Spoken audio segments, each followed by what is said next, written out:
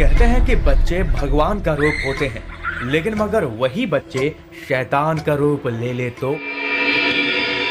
आज की कहानी एक ऐसे बच्चे की है जिसकी उम्र सिर्फ 8 साल थी, लेकिन इतनी सी उम्र में वो 3 मर्डर कर चुका था। लेकिन कैसे वो दुनिया का सबसे छोटा सीरियल किलर बना। बिहार का एक छोटा सा गांव, जहां एक ऐसा परिवार था जो गरीबी से जूझ रहा था। इसी परिवार में पैदा हुआ अमरजीत। वो दिखने में आम बच्चों के जैसा ही था, लेकिन उसकी आंखों में एक अजीब सी खामोशी और चेहरे पर एक खतरनाक मुस्कान छिपी होती थी। सब कुछ ठीक चल रहा था जब तक कि गांव में अजीब घटनाएं नहीं होने लगी। पहली घटना थी अमरजीत की अपनी चचेरी बहन की मौत। 2006 में उसने अपनी 6 वर्षीय चचेरी बहन को खेलते खेलते जंगल की ओर ले गया और वहां पे पत्थरों से पीट पीट कर मार डाला।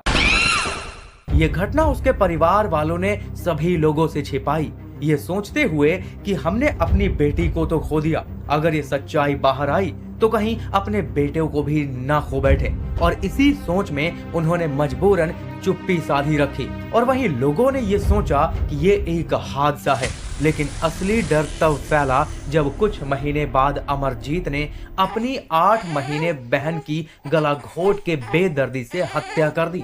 उसके माता पिता जो गरीब थे और कानून से डरते थे, उन्होंने पुलिस को कुछ भी नहीं बताया और इस सच्चाई को फिर से दबाए रखा। सोचिए, एक माँ जिसने अपने बच्चे को खो दिया, लेकिन फिर भी अपने दूसरे बच्चे को बचाने के लिए चुप रही। हालांकि इस बार उन्होंने अपने बच्चे को काफी मारा पीटा और समझाया, लेकिन इसका कोई फायदा नहीं हुआ, क्योंकि 2007 में अमरजीत ने अपनी तीसरी और सबसे खतरनाक हत्या की। इस बार उसने अपने पड़ोस की 6 महीने की बच्ची खुशबू को निशाना बनाया। उसने खुशबू को घर के पास से उठाया जब कोई उसे नहीं देख रहा था। उसे गांव के बाहर खेतों में ले गया और उसे सीधे तौर पे पटक दिया और उसके बाद उसका गला घोट के उसकी भी हत्या कर दी। और जब उसके घर वाले खुशबू को ढूंढने लगे और पास के ही खेत में जब उसकी लाश मिली, तो कुछ बच्चों ने बताया कि उन्होंने अमरजीत को खुशबू को खेतों की ओर ले जाते हुए देखा था। अब इसी बात से उसी के ऊपर पूरा संदेह हुआ। हालांकि घर वाले तो समझ ही चुके थे कि इसी ने किया होगा।